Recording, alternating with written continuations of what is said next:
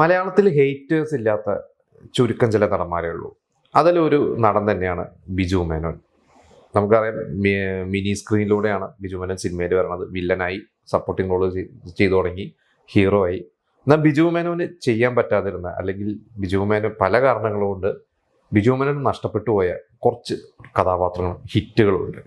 അതിനെക്കുറിച്ചാണ് ഞാൻ ഇന്ന് നിങ്ങളോട് ഡിസ്കസ് ചെയ്യാൻ പോകുന്നത്. നടൻ ദിലീപിനും അതുപോലെ തന്നെ മഞ്ജു വാര്യർക്കൊക്കെ ഒരുപാട് അവരുടെ ജീവിതത്തിൽ ഒരു ബ്രേക്ക് നൽകിയ ഒരു സിനിമയാണ് സല്ലാപം. ദിലീപ് ഒരു നായകൻ എന്ന രീതിയിൽ എസ്റ്റാബ്ലിഷ്ഡ് ആവുന്നു, മഞ്ജു വാര്യർ ഒരു പുതുമുഖ നായികയായി വരുന്നു, സുന്ദരദാസ് എന്ന് പറയുന്ന പുതിയൊരു സംവിധായകൻ, ലോഹിതദാസ് എന്ന് പറയുന്ന മലയാളത്തിലെ എക്കാലത്തെയും വലിയ തിരക്കഥാകൃത്തുള്ള ഒരാൾ, അങ്ങനെ ഒരുപാട് പ്രത്യേകത നിറഞ്ഞ സിനിമയാണ് സല്ലാപം. ഈ സല്ലാപം സിനിമ ആലോചിക്കുന്ന സമയത്ത് നായികയായിട്ട് ആനിയായിരുന്നു. പിന്നീട് അവർ ആനി മാറുന്നു, പുതുമുഖമായ മഞ്ജു വാര്യർ വരുന്നു. അതുപോലെ തന്നെ വിനീതിനെ ഇവരെ ആലോചിക്കുന്നു, വിനീത് മാറി. ആ സമയത്ത് സുന്ദരദാസും ലോഹിതദാസും ഏഴക്കൂട്ടം എന്ന് പറയുന്ന ഒരു സിനിമ തിയേറ്ററിൽ പോയിട്ട് കാണുമ്പോൾ അതിൽ ആര്യ എന്ന് പറയുന്ന ഒരു ക്യാരക്ടർ ചെയ്ത ദിലീപിനെ സ്ട്രൈക്ക് ചെയ്യുന്നു. അങ്ങനെ ദിലീപിനെ അതിൽ അഭിനയിപ്പിക്കുന്നു. അപ്പോൾ അതൊരു ചെറിയ വേഷങ്ങളോ അല്ലെങ്കിൽ ചെറിയ സിനിമകളിൽ നായകനായിട്ടൊക്കെ അഭിനയിച്ചിരുന്ന നടനാണ് ദിലീപ്. പിന്നെ ഇതിൽ ശക്തനായ മറ്റൊരു കഥാപാത്രമുണ്ട്, വളരെ ശക്തമായൊരു കഥാപാത്രം, മനോജ് കെ ജെയിൻ ചെയ്ത ക്യാരക്ടർ. ഇതന്ന് ബിജു മേൻ ആയിരുന്നു ഇവരുടെ ആദ്യത്തെ ഓപ്ഷൻ.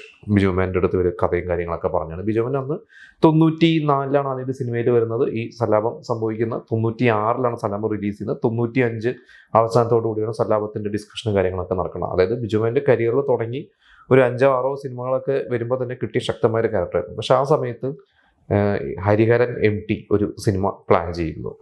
ആ ഒരു സിനിമയ്ക്ക് വേണ്ടി ബിജുമാൻ ഡേറ്റ്സ് കൊടുത്തിരുന്നു. അത് കാരണം ബിജുമാന് ചെയ്യാൻ പറ്റാതെയാണ് മനോജ് കെ ജെയിനിലേക്ക് പോയത്. പക്ഷെ അന്ന് ആ ഹരിഹരൻ MT സിനിമ സംഭവിച്ചില്ല.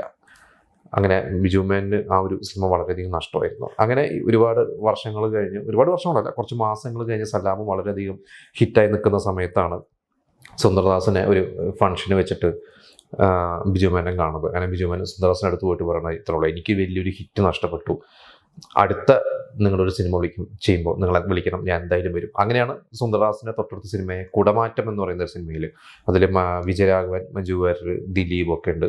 അതിൽ ബിജുമാനും അഭിനയിക്കുന്നുണ്ട്. അങ്ങനെ ആ വേഷത്തിൽ ബിജുമാനെ അതിൽ അഭിനയിച്ച് ശരിക്കും പറഞ്ഞാൽ അതിൽ സല്ലാപം പോലത്തെ ശക്തമായിട്ടുള്ള റോളൊന്നുമല്ല, ആ സല്ലാപം പോലെ ഒരു വൻ വിജയവുമായില്ല. പക്ഷെ ആ ഒരു ടീമിൻ്റെ ഒരു സിനിമയിൽ അഭിനയിക്കണം എന്നുള്ള ബിജുമാൻ്റെ ഒരു ആഗ്രഹമായിരുന്നു, അത് സാധിച്ചു. ഇതുപോലൊരു സിനിമയാണ് സമ്രൻ ബദലഹീം. ആ സിനിമ ശരിക്ക് തമിഴിലാണ് ആദ്യം തുടങ്ങുന്നത്. തമിഴിൽ അതിൽ ഇപ്പം നമ്മൾ കാണുന്ന ഡെന്നീസ് എന്ന് പറയുന്ന ഒരു ക്യാരക്ടറും രവിശങ്കർ എന്ന് പറയുന്ന ഒരു ക്യാരക്ടർ അങ്ങനെയാണല്ലോ. അത് ശരിക്കും ആദ്യം പ്രഭു ആയിരുന്നു അതിലെ നായകനായിട്ട്. അല്ലെ, കഥാപാത്രത്തിൻ്റെ പേര് ഡെന്നീസ് രവിശങ്കർ എന്നല്ല, വേറെന്തോ ആയിരുന്നു. അതിൽ ആ ഒരു കോടീശ്വരനായ ഒരു അനാഥനായ ചെറുപ്പക്കാരനായിട്ട് പ്രഭുവും ഈ സുഹൃത്തായ പ്രാരബ്ധക്കാരനായിട്ട് ജയറാമും മഞ്ജു വാര്യരും അങ്ങനെയായിരുന്നു.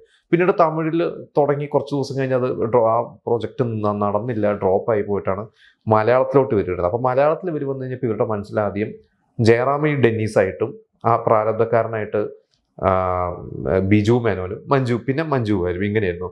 പക്ഷെ ജയറാം പറഞ്ഞു, എനിക്ക് ആ രവിശങ്കറിൻ്റെ ക്യാരക്ടറും മതി. കാരണം ജയറാമിന് ആ ഒരു ക്യാരക്ടറാണ് ശരിക്കും പറഞ്ഞെങ്കിൽ അതിൽ ഒരു നായകൻ എന്ന് വേണമെങ്കിൽ നമുക്കതിൽ സുരേഷ് ഗോപിയുടെ ക്യാരക്ടർ പറയാം. ജയറാമിന് കുറച്ചൊരു കോമഡിയൊക്കെ ചെയ്യുന്ന ഒരു സപ്പോർട്ടിങ് ക്യാരക്ടർ എന്ന് പറയാം. പക്ഷെ ജയറാം പറഞ്ഞു, എനിക്ക് അതിലൊരു പാട്ടുണ്ട്. നമുക്കറിയാം ആ സിനിമയിൽ ഒരുപാട് പാട്ടുകളുണ്ട്, എല്ലാ പാട്ടും ഹിറ്റാണ്. പക്ഷെ അത് കൺഫ്യൂഷൻ തീർക്കണമേ എന്ന് പറയുന്ന ഒരു പാട്ട് ഭയങ്കര ട്രെൻഡായ ഒരു പാട്ടുണ്ട്. ആ സിനിമയിൽ 5 നായികമാരും ജയറാമുമാണ്. അപ്പോൾ ജയറാം പറഞ്ഞു, ആ വേഷം മാറ്റിയാൽ എനിക്ക് ആ പാട്ട് കിട്ടില്ല. സംഭവം സുരേഷ് ഗോപിക്ക് അതിൽ വേറെ പാട്ടുകളുണ്ടെങ്കിലും കൺഫ്യൂഷൻ തീർക്കണമേ എന്ന് പറയുന്ന 5 നായികമാരായിട്ടുള്ള പാട്ട് അത് എനിക്ക് വേണം, ഞാൻ തന്നെ ആ റോള് ചെയ്യുള്ളൂ എന്ന് പറഞ്ഞ് ജയറാം ആ റോൾ തന്നെ വേണമെന്ന് പറഞ്ഞപ്പോൾ പിന്നെ അപ്പുറത്ത് അത് ബിജുമേനെ ഇടാൻ അവർ പ്ലാൻ ചെയ്ത് ബിജുമേനെ വേണ്ട എന്ന് പറഞ്ഞാൽ അങ്ങനെയാണ് പിന്നെ സുരേഷ് ഗോപിനെ പ്ലാൻ ചെയ്യുന്നത്. സിബി മലയിലെ തന്നെ തൊട്ട് മുമ്പ് പ്രണയവർണ്ണങ്ങൾ എന്ന് പറയുന്ന ഒരു സിനിമയിൽ സുരേഷ് ഗോപി അഭിനയിച്ചിരുന്നു. അങ്ങനെയാണ് സുരേഷ് ഗോപിനെ കൊണ്ട് അതിൽ കാസ്റ്റ് ചെയ്യുന്നത്. അപ്പം അങ്ങനെ ചർച്ചകളിൽ ബിജുമേൻ്റെ പേരൊക്കെ വന്നിരുന്നെങ്കിൽ മാറി മറിഞ്ഞ് വന്നു. ഇതുപോലെയാണ് ദോസ്ത് എന്ന് പറയുന്ന ഒരു സിനിമ. ദോസ്ത് എന്ന് പറയുന്ന സിനിമയിൽ ശരിക്ക് അന്ന് തുളസിദാസ് ആദ്യം ഈ കഥ ആലോചിച്ചിരുന്നപ്പോൾ അതിൽ ആ ഒരു വളരെ സീരിയസ് ആയിട്ടുള്ള ടഫ് ക്യാരക്ടർ അത് ബിജുമാനും ആ റൊമാൻറ്റിക് ഹീറോൻ്റെ ക്യാരക്ടർ ദിലീപിനും ഇങ്ങനെയാണ് പ്ലാൻ ചെയ്തത്. പക്ഷെ കഥ കേട്ട് ദിലീപായെന്ന് തന്നെ പറഞ്ഞത്, ഞാൻ മറ്റേ റോള് ചെയ്യാം, എനിക്ക് ആ റൊമാൻറ്റിക് ഹീറോ ഞാനിപ്പോൾ ഒരുപാട് ചെയ്തു, എനിക്ക് അതുവരെ ദിലീപ് അങ്ങനത്തെ റോള് ചെയ്തിട്ടില്ല. കാരണം ആ സിനിമയിൽ ദിലീപിന് ശരിക്കും കോമഡി ഇല്ല.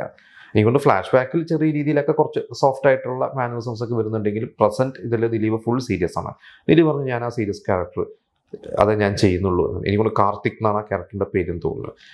കാർത്തിക്കിൻ്റെ ക്യാരക്ടർ മാത്രമേ ഞാൻ ചെയ്യുള്ളൂ എന്ന് പറഞ്ഞ് ദിലീപ് അത് ചെയ്ത് കഴിഞ്ഞപ്പോൾ ഇപ്പുറത്ത് പിന്നെ ബിജു മേനോൻ നമുക്ക് സോഫ്റ്റ് ആയിട്ട് ഇടാൻ പറ്റില്ല എന്ന് പറഞ്ഞിട്ടാണ് ഇവർ കുഞ്ചാക്കോ ബോബനെ കാസ്റ്റ് ചെയ്യുന്നത്. അതിന് ആ സമയത്ത് കുഞ്ചാക്കോ ബോബൻ ദിലീപിനെക്കാട്ടും താരമൂല്യമുണ്ട്. അതിന് തൊട്ട് മുമ്പ് ജോക്കർ, അതുപോലെ ഡാർലിംഗ് ഡാർലിംഗ് എന്ന് പറയുന്ന ഒരു സിനിമയിലൊക്കെ കുഞ്ചാക്കോ ബോബനെ അഭിനയിക്കാൻ വിളിച്ചിട്ട് കുഞ്ചാക്കോ ചെയ്യില്ല, ഒരു കൂട്ടക്കളി ഇല്ല ദിലീപിന്റെ കൂടെ അഭിനയിക്കുന്നില്ല. അത് ദിലീപ് എന്നൊരു വ്യക്തിയല്ല, ആ ഒരു കൂട്ടക്കളി വേണ്ട, ഒരു ഹീറോ ആയിട്ട് തന്നെ കുഞ്ചാക്കോൻ ആ സമയത്ത് സോളോ ഹീറോ തന്നെ ചെയ്തിട്ടുള്ളൂ. ഇടയ്ക്ക് ഹരികൃഷ്ണൻസ് പോലത്തെ സിനിമയിൽ മമ്മൂട്ടി ലാലേട്ടൻ്റെ ഒപ്പം ചെയ്തിട്ടുണ്ടെങ്കിൽ കൂടിയും ഒരു ഈ ഒറ്റയ്ക്കുള്ള നായകവേഷം മാത്രമേ കുഞ്ചാക്കോൻ ചെയ്തിട്ടുള്ളൂ.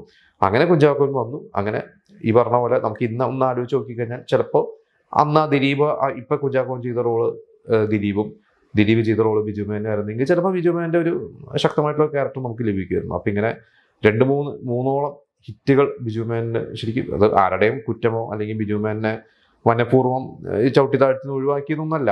ആ ഒരു ചർച്ചകളിൽ വന്നു, പക്ഷെ പല കാരണങ്ങളുകൊണ്ട് അത് നടന്നില്ല. ഇതുപോലെ ബിജു മേനോന്റെയോ അല്ലെങ്കിൽ ഇതുപോലെ മറ്റു നടന്മാരുടെ നഷ്ടങ്ങളെ കുറിച്ച് ഇപ്പൊ ഞാൻ ഈ പറഞ്ഞ സിനിമകളിൽ ബിജു മേനോൻ ആയിരുന്നെങ്കിൽ നന്നാവുമായിരുന്നു എന്ന് നിങ്ങൾക്ക് തോന്നുന്നുണ്ടെങ്കിൽ നിങ്ങളത് നമ്മളോട് ഷെയർ ചെയ്യുക.